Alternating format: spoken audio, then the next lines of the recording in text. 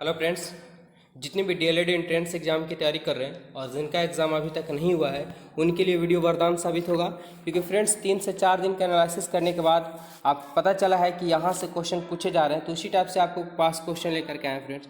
ये वीडियो आपके लिए होगा हेल्पफुल, क्योंकि यहाँ से 2 से 3 नंबर एग्जाम में देखने को मिल जाएंगे। बेहद ही क्वेश्चन चुनिंदा क्वेश्चन है, टोटल 50 क्वेश्चन लिए फ्रेंड्स। तो वीडियो में शुरू से अंत तक बने रहिएगा, क्योंकि ये वीडियो आप ही के लिए होगा वरदान साबित। सबसे पहला क्वेश्चन है कि भारचुक्की प्रपात भारत के किस राज्य में स्थित है। 4 ऑप्शन है। ऑप्शन आप देखना हो, फटाफट से कमेंट बॉक्स में आंसर बताना है आपको, अगर आंसर पता हो तो। ठीक है, आंसर हम लिख भी दिए हैं। तो भारचुक्की प्रपात भारत के जो राज्य है, किस राज्य में स्थित है, ये कर्नाटका में स्थित है। ऑप्शन यहाँ पे डी हो जाएगा राइट आंसर। फ्रेंड देखिए, आंसर भी लिख चुके हैं। तो आपके लिए वीडियो काफ़ी हेल्पफुल होगा। वीडियो को शेयर कर दिए, लाइक कर दिए। हमारे चैनल में पहली बार जुड़े हैं तो चैनल को सब्सक्राइब कर लिए। बार बार आपको नोटिफिकेशन मिलता रहेगा, बीपीएससी टीचर बनने तक के सफर रहेगा साथ में। अगला सवाल है क्वेश्चन नंबर 2 कि काचिन पहाड़ियाँ भारत के किस देश के साथ सीमा का निर्माण करती है। ठीक है, काचिन पहाड़ियाँ भारत के किस देश के साथ सीमा के साथ निर्माण करती है, बताना फटाफट से। ये करती है म्यांमार के साथ। काचिन पहाड़ियाँ जो है भारत की किस के साथ, तो म्यांमार के साथ निर्माण करती है। राइट आंसर हो जाएगा ऑप्शन ए। चलिए फ्रेंड्स, बेहद ही टोटल खास क्वेश्चन, क्योंकि यही सब सवाल आपसे पूछे जा रहे हैं। अगला सवाल है कि निम्नलिखित में से भारत के किस राज्य की सीमा म्यांमार से नहीं लगती है। म्यांमार से नहीं लगती है भारत का ऐसा कौन सा राज्य है? क्या मणिपुर है, नागालैंड है, असम है या मध्य प्रदेश है? Right answer. तो मध्य प्रदेश बीच में आता है नक्शा में, तो म्यांमार से नहीं मैच करेगा। ऑप्शन सी यहाँ पे करेक्ट आंसर हो जाएगा फ्रेंड्स। चलिए आगे बढ़ते हैं। क्वेश्चन नंबर 4 है, अगला दिया हुआ है कि भारत में बॉक्साइट का सर्वाधिक उत्पादक किस राज्य द्वारा किया जाता है। बेहद ही खास क्वेश्चन है, फटाफट से बताना है आप लोग को। तो बॉक्साइट का सबसे जो उत्पादक होता है ना, वो उड़ीसा में होता है। ठीक है, भारत के सबसे ज़्यादा बॉक्साइट का उत्पादन उड़ीसा में होता है राज्य में। चलिए आगे बढ़ते हैं फटाफट से। क्वेश्चन नंबर 5 है, इसका राइट आंसर बताना है कि सारवती परियोजना किस राज्य में स्थित है। एक परियोजना से रिलेटिव आपको एग्जाम में पूछा ही जा रहा है। ठीक है, सारवती परियोजना किस राज्य में है, ये बताना फटाफट से। क्वेश्चन नंबर 5 का आंसर ये कर्नाटका में स्थित है। ठीक है, कर्नाटका में स्थित है। ऑप्शन यहाँ पे ए हो जाएगा बिल्कुल राइट आंसर। चलिए फ्रेंड्स आगे बढ़ते हैं। अगला क्वेश्चन दिया हुआ है कि भारत की पहली यूरेनियम खदान किस स्थान पर स्थित है। बेहद ही खास क्वेश्चन है कि भारत की पहली यूरेनियम खदान किस स्थान पर स्थित है। क्वेश्चन नंबर 6 का आंसर बताना है।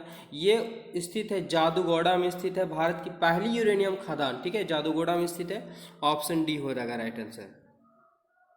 अगला क्वेश्चन है कि भारत के स्थलाकृति मानचित्र किस संगठन के द्वारा बनाए जाते हैं। ठीक है, बेहद ही खास क्वेश्चन, टोटल खास क्वेश्चन है एकदम। भारत के स्थलाकृत मानचित्र किस संगठन के द्वारा बनाए जाते हैं, चलिए बताइए फटाफट से। और ये हम बात करें फ्रेंड्स, तो ये बीपीएससी TRE 2.0 में ये क्वेश्चन पूछा गया था। आप प्रीवियस क्वेश्चन मारेंगे तो ये क्वेश्चन आपको चला आएगा। ठीक है, ये क्वेश्चन पूछा गया था।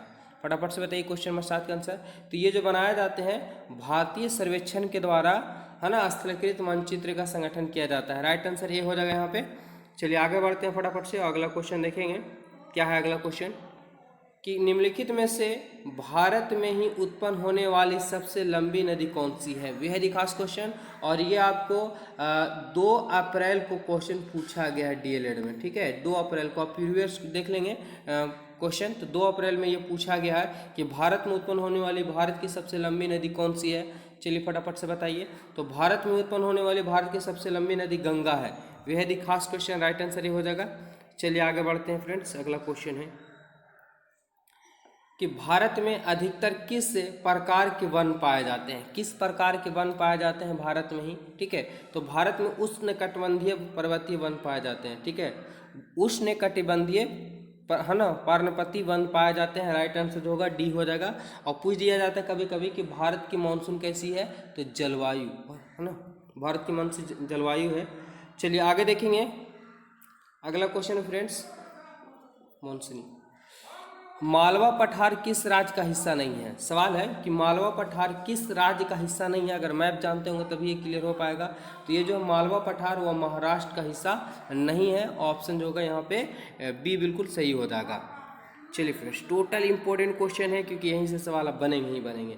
भारत ओमान रिफाइनरीज लिमिटेड निम्नलिखित में से किस रिफाइनरी के द्वारा कार्य करता है। फटाफट से बताना आप लोग को। राइट आंसर ऑप्शन 4 है, इसमें से एक आंसर छुपा हुआ है कि भारत ओमन रिफाइनिंग लिमिटेड जो है निम्नलिखित में से किस रिफाइनरी का कार्य करती है।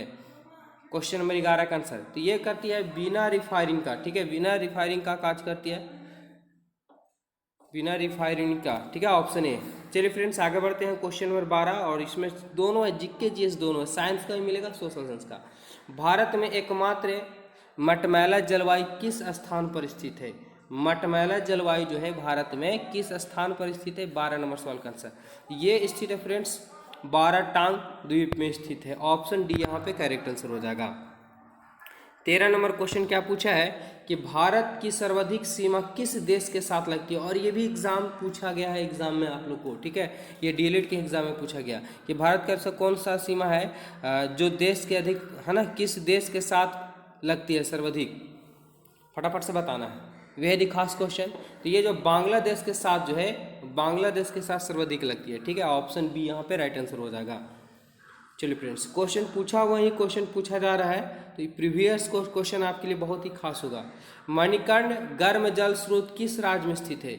मणिकर्ण जो है गर्म जल स्रोत किस राज्य में स्थित है, ये बताना 14 नंबर क्वेश्चन का आंसर।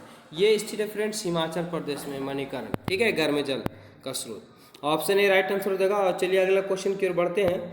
अगला क्वेश्चन दिया हुआ है कि बनिहाल दर्रा भारत के किस राज्य में स्थित है। बनिहाल दर्रा, ठीक है, भारत के किस राज्य में स्थित है, ये फ्रेंड्स जम्मू कश्मीर में स्थित है, ऑप्शन डी। जितना भी आंसर आप लोगों को पता होगा फटाफट से कमेंट बॉक्स में बताते जाएंगे। अगला क्वेश्चन है कि Bharat Myanmar friendship road Bharat के किस राज्य को म्यांमार से जोड़ती है। भारत म्यांमार फ्रेंडशिप रोड जो है भारत के किस राज्य को म्यांमार से जोड़ती है, क्वेश्चन नंबर 16। ये जोड़ती है फ्रेंड्स मणिपुर, ठीक है, मणिपुर राइट आंसर ये हो जाएगा। आप लोग ये बताएंगे तो बिल्कुल सही। चलिए आगे देखते हैं। अगला क्वेश्चन है कि अमरावती जलाशय भारत के किस राष्ट्रीय उद्यान में स्थित है। अमरावती जलाशय भारत के किस राष्ट्रीय उद्यान में स्थित है, ये बताना फटाफट से। बहुत अच्छा, वेरी इंपॉर्टेंट क्वेश्चन है। ये स्थित है फ्रेंड्स इंदिरा गांधी वन्य जीव अभ्यारण्य, ठीक है। चलिए आगे बढ़ते हैं। क्वेश्चन नंबर पहुंच चुके हैं 18, और देखिए सवाल क्या है कि गुरु शिखर चोटी किस राज्य में स्थित है। गुरु शिखर चोटी किस राज्य में स्थित है, ये फ्रेंड्स राजस्थान में स्थित है, ऑप्शन डी बताएंगे तो बिल्कुल सही। और 19 नंबर क्वेश्चन पहुंच चुके हैं। अगला क्वेश्चन है कि 2010 में किस बंदरगाह को भारत का 13 प्रमुख बंदरगाह घोषित किया गया था। क्या सवाल है कि 2010 में किस बंदरगाह को भारत का 13वां प्रमुख बंदर है ना 13वां बंदरगाह घोषित किया गया था 2010 में, फटाफट से बताना है। ये किया गया था फ्रेंड्स पोर्ट ब्लेयर को, ठीक है, पोर्ट ब्लेयर को, राइट आंसर होगा ऑप्शन सी। अगला क्वेश्चन है कि भारत में है ना नूनमती नामक स्थान किस लिए प्रसिद्ध है। भारत में एक नूनमती नामक स्थान है, जगह है, वो किसके लिए प्रसिद्ध है, ठीक है, 20 नंबर सवाल का आंसर बताना है। ये फ्रेंड्स नूनमती जो नामक स्थान है वो पेट्रोलियम उद्यान के लिए विख्यात है या प्रसिद्ध है, जिसको बोल सकते हैं, राइट आंसर। चलिए आगे बढ़ते हैं। अगला क्वेश्चन है कि तरल अवस्था में पाया जाने वाला अधातु, देखिए साइंस का यहाँ से क्वेश्चन चला आया है। तरल अवस्था में पाए जाने वाला अधातु कौन सा है, धातु नहीं अधातु पूछा गया है, ठीक है, 21 नंबर सवाल का आंसर। तो ब्रोमीन जो है वो क्या है, तरल अवस्था में पाया जाने वाला अधातु है, ठीक है, राइट आंसर हो जाएगा ऑप्शन नंबर डी। अगला क्वेश्चन है 22 नंबर सवाल कि निम्न में से कौन सा सामान्य ताप पर ठोस अवस्था में पाया जाता है। सामान्य ताप पर ठोस अवस्था में पाया जाता है, क्या ब्रोमीन है, क्या आयोडीन है, फ्लोरीन है या क्लोरीन है, ठीक है, फटाफट से आंसर बताना है। तो यहाँ पे क्या बोलेगा ठोस अवस्था में, तो फ्लोरीन गैस अवस्था में, क्लोरीन गैस अवस्था में, आयोडीन जो होता है फ्रेंड्स वो क्या पाया जाता है, तो ठोस अवस्था में पाया जाता है, और ब्रोमीन तो अभी जस्ट पढ़ के गए द्रव अवस्था में पाया जाता है। चलिए आगे देखेंगे। अगला क्वेश्चन क्या है कि हाइड्रोक्लोरिक अम्ल कांच के बोतल में नहीं रखा जाता है क्योंकि यह अभिक्रिया करता है, यानी शीशे के बर्तन में अगर HCl जो हमारे पेट में भी पाया जाता है, हाइड्रोक्लोरिक अम्ल को क्यों नहीं रखा जाता, इसका मूल कारण क्या है, तो बताना फटाफट से। ऑप्शन आप लोग को नज़र आ रहा होगा, ऑप्शन हम नहीं बोलेंगे। इसका राइट आंसर की बात करें फ्रेंड्स तो कांच की सिलिकॉन डाइऑक्साइड से, मतलब किससे अभिक्रिया कर लेता है, तो कांच की सिलिकॉन डाइऑक्साइड से अभिक्रिया कर लेता है। यही कारण है कि हाइड्रोक्लोरिक को कांच की बोतल में नहीं रखा जाता है। अगला क्वेश्चन है कि समुद्री खरपतवार निम्नलिखित में से किसका महत्वपूर्ण स्रोत है। समुद्री खरपतवार जो है वो महत्वपूर्ण किसका स्रोत है, बताइए फटाफट से। बहुत अच्छा, ये जो समुद्री खरपतवार आयोडीन का मुख्य स्रोत है जिसे नमक प्राप्त होता है। ठीक है, आगे बढ़ते हैं फ्रेंड्स। क्वेश्चन नंबर 25 बेहद ही खास टोटल क्वेश्चन है क्योंकि यही सब एग्जाम में आने की संभावना है। सर्वाधिक इस्तेमाल में आने वाला विरंजक अभिकर्मक क्या है, यानी सबसे ज़्यादा जो विरंजक के रूप में इस्तेमाल किया जाता है वो क्या है, इन चारों में से बताना है फटाफट से। ये फ्रेंड्स क्लोरीन जो है, क्लोरीन ये विरंजक के रूप में प्रयोग किया जाता है। ठीक है, ये कपड़ों अगर पानी या पानी में 1-2 बूंद डाल देते हैं तो पानी को शुद्ध हो जाता है, यानी उसमें जितने भी जीवाणु रहते हैं सब मर जाते हैं। अगला क्वेश्चन है कि निम्नलिखित में से किस गैस को अश्रु गैस की प्रयोग किया जाता है, अश्रु गैस की तरह प्रयोग किया जाता है। कौन गैस है जिसे अश्रु गैस के नाम से भी जाना जाता है, बताइए फटाफट से। राइट, अश्रु गैस की तरह प्रयोग किया जाता है। 26 नंबर सवाल का आंसर ये किया जाता है क्लोरीन को ही, क्लोरीन को अश्रु गैस के रूप में भी प्रयोग किया जाता है। चलिए आगे बढ़ते हैं फटाफट से। अगला क्वेश्चन क्या है फ्रेंड्स कि निम्नलिखित में से कौन सा हाइड्रोजन परिवार का सदस्य नहीं है, हाइड्रोजन परिवार का सदस्य नहीं है, फटाफट से बताइए। क्या क्लोरीन, मॉर्फिन, ब्रोमीन या फ्लोरीन, क्या होगा 27 नंबर सवाल का आंसर। राइट आंसर की बात करें फ्रेंड्स तो मॉर्फिन जो है हाइड्रोजन ग्रुप का तत्व नहीं है। क्लोरीन, फ्लोरीन, ब्रोमीन, आयोडीन ये जितने भी हाइड्रोजन ग्रुप के तत्व हैं, लेकिन मॉर्फिन जो है सो नहीं है। 28 नंबर सवाल पहुंच चुके हैं और सवाल क्या है कि कौन सा हाइड्रोजन तत्व जिनॉन से मिलकर अधिकतम यौगिक बनाता है, जिनॉन से मिलकर अधिक यौगिक बनाता है, यानी कौन सा ऐसा हाइड्रोजन तत्व है जिनसे मिलकर के अधिक मात्रा में यौगिक बनाता है। क्या क्लोरीन है, ब्रोमीन, आयोडीन या फ्लोरीन है, ये बताना 28 नंबर सवाल का आंसर। ये फ्रेंड्स फ्लोरीन से मिल करके, ठीक है, अधिक मात्रा में यौगिक बनाता है हाइड्रोजन तत्व। आगे बढ़ते हैं, बेहद ही खास क्वेश्चन, आपको आंसर पता है, कौन वक्त से फटाफट से बताते जाएंगे। विज्ञापन साइन बोर्डों पर सजावटी बत्तियों में आमतौर पर प्रयुक्त की जाने वाली गैस कौन सी है। बोल रहा है कि विज्ञापन मतलब जहाँ पे चित्रकला दिखाया जाता है, कुछ प्रदर्शन किया जाता है, जैसे टीवी पे प्रचार होता है, तो वही बोल रहा है कि विज्ञापन साइन बोर्डों पर सजावटी बत्तियों में आमतौर पर प्रयुक्त की जाने वाली गैस कौन सी है। 29 नंबर सवाल का आंसर ये फ्रेंड्स नियॉन, सजावटी के रूप में जो प्रयोग किया जाता है वो नियॉन का प्रयोग किया जाता है। ऑप्शन डी हो जाएगा, सॉरी सी हो जाएगा यहाँ पे राइट आंसर। नियॉन आपको आर्गन और नियॉन जैसे गैस बिजली के बालों में भरे रहते हैं। अगला क्वेश्चन है कि भूपट्टी में सबसे कम मात्रा में पाया जाने वाला तत्व, भूपट्टी पर सबसे कम मात्रा में पाया जाने वाला तत्व कौन सा है, चारों ऑप्शन में से बताना। 30 नंबर सवाल का आंसर। बेहद ही खास क्वेश्चन, बहुत अच्छा। एस्टेटिन जो है वो सबसे कम मात्रा में पाया जाने वाला तत्व है भूपट्टी पे। अगर पूछ दिया जाए कि भूपट्टी पे सबसे अधिक मात्रा में पाया जाने वाला धातु तो एल्युमिनियम पाया जाता है। ठीक है, और अगर गैस के रूप में पूछ दिया जाए, ठीक है, तो आपका पास ऑक्सीजन आ जाता है। चलिए आगे बढ़ते हैं फटाफट से। मानव के आमाशय में पाए जाने वाला अम्ल है, अभी हम इसके जस्ट चर्चा पहले करके 2-3-4 क्वेश्चन पहले हम आपके बारे में बताएं कि हमारे पेट में भी पाया जाता है। कौन पाया जाता है फटाफट से बताइए, कौन बॉक्स में। 31 नंबर सवाल का आंसर तो HCl हाइड्रोक्लोरिक अम्ल जो है हमारे पेट में भी पाया जाता है। बहुत बढ़िया, हमारे आमाशय में। अगला क्वेश्चन देखिए फ्रेंड्स, अगला क्वेश्चन क्या पूछा है कि अक्रिय गैस, ठीक है, जिसको नोबेल गैस भी कहते हैं, अक्रिय गैस अन्य तत्वों से विक्रिया नहीं करता, क्यों नहीं करता या अधिक मात्रा में नहीं पाया जाता है। दूसरा, इनमें पूर्ण युग्मित अस्थायी कोष होते हैं, एक परमाणुक होते हैं, इनके परमाणु आकार छोटा होता है। राइट आंसर क्या होगा इसका, चलिए बताइए। 32 नंबर सवाल का आंसर। राइट आंसर की बात करें फ्रेंड्स, इसका डी ऑर्बिटल पूर्ण रूप से भरा होता है, लेकिन डी ऑर्बिटल ना देकर क्या दे दिया कि इसमें पूर्णतः युग्मित अस्थायी कोष होते हैं, यानी इसके डी ऑर्बिटल जो होते हैं पूर्ण रूप से भरे होते हैं, कहने का मतलब वही होता है। चलिए 33 नंबर सवाल आ चुके हैं और अगला क्वेश्चन है कि वायुयानों के टायरों में निम्नलिखित में से कौन सी गैस का प्रयोग किया जाता है, और ये हर एग्जाम में आपको देखने को मिल जाता है। ठीक है, वायुयान के टायर में जो होता है कौन सा गैस भरा जाता है। 33 नंबर सवाल का आंसर बहुत अच्छा, तो हीलियम गैस भरा जाता है क्योंकि सबसे हल्की गैस होती है। ठीक है, यही कारण कि वायुयानों के टायरों में हीलियम गैस का प्रयोग किया जाता है। अगला क्वेश्चन फ्रेंड्स क्या है कि साधारणतः द्रव ऊंचे तल से नीचे की ओर प्रवाहित होते हैं, निम्न में से कौन सा द्रव ग्लास के ऊपर की ओर चढ़ सकता है। चलिए क्वेश्चन को पहले समझिएगा कि साधारणतः जो है द्रव ऊंचे तल से नीचे की ओर, ऊंचे तल से कहाँ जाता है, नीचे की ओर प्रवाहित होती है, लेकिन निम्न में से कौन सा ऐसा द्रव ग्लास के ऊपर की ओर चढ़ सकता है।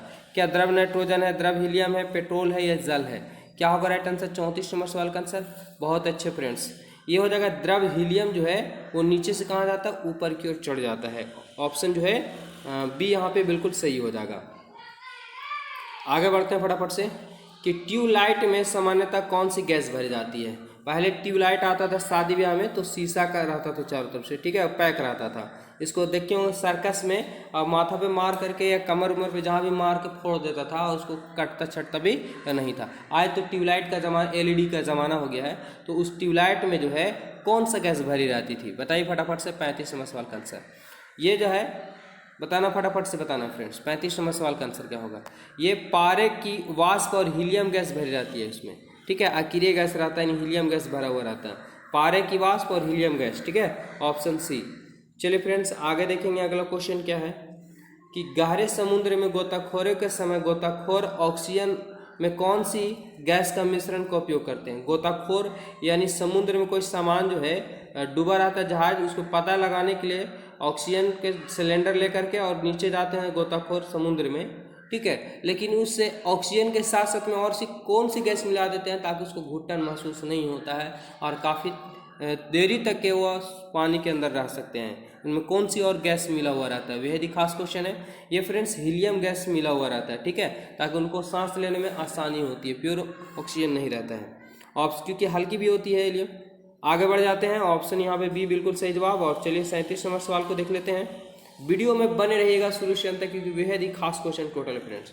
मौसम विज्ञान संबंधित प्रक्षेप के लिए निम्न में से किसको गुब्बारे में भरने में उपयोग में लाया जाता है। अभी जस्ट बता गए थे, वही क्वेश्चन आ गया कि गुब्बारे में, ठीक है, कौन सी गैस भर रहती है, बिजली के बल्ब में कौन सी गैस भर रहती है, वायुयानों के टायरों में कौन सी गैस भर रहती है, ये इसका आंसर बताना है। तो बिल्कुल आप लोग बता चुके कि हीलियम जो होती है सबसे हल्की होती है, यही है, ठीक है, जो गुब्बारे में भरने में प्रयोग किया जाता है। गुब्बारे में भरा रहेगा, छोड़ दिया जाए तो गुब्बारा एकदम आकाश में ऊपर की ओर चला जाता है और काफ़ी ऊंचाई पे जाने के बाद वो फूट भी जाएगा क्योंकि वायुमंडलीय दाब कम जाता हुआ। अक्रिय गैस की खोज का श्रेय यानी अक्रिय गैस का खोज किसने किया था, बेहद ही खास क्वेश्चन है। ये किया गया था रैमजे ने, ठीक है, रैमजे ने किया था अक्रिय गैसों का खोज। Helium, neon, argon, krypton, radon और जेनॉन। जेनॉन और रेडॉन यही जो है सो अक्रिय गैस है फ्रेंड्स। इसकी डी ऑर्बिटल पुनः से भरी होती है, बिल्कुल आप लोग पढ़ चुके होंगे।